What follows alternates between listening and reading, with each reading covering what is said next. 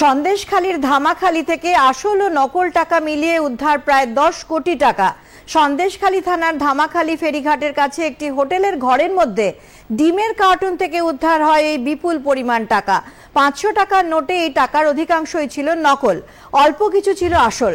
টাকা উদ্ধারের ঘটনার তদন্তের জন্য 5 সদস্যের সিআইডির একটি দল সন্দেশখালী থানায় এসে পৌঁছেছে। ধৃত দুজনকে আজ বসিরহাট মহকুমা আদালতে তোলা হলে বিচারক তাদের 12 দিনের পুলিশ হেফাজতের নির্দেশ দিয়েছে। এই হোটেলটি একসময় শেখ শাহজাহান ও শিবু হাজরার নামে ছিল। বর্তমানে হোটেলটির মালিক শেখ শাহজাহান ঘনিষ্ঠ বাপ্পাদিত্য মণ্ডল।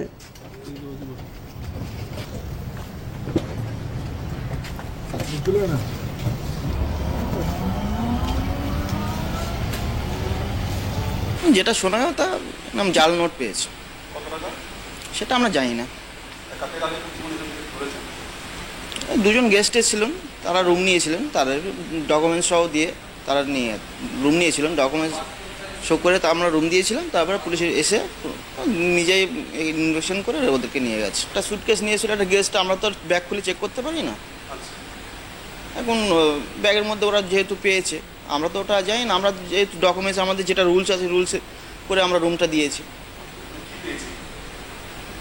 যেটা আমরা শোনা কথা, সেটা জাল নোটই পেয়েছে।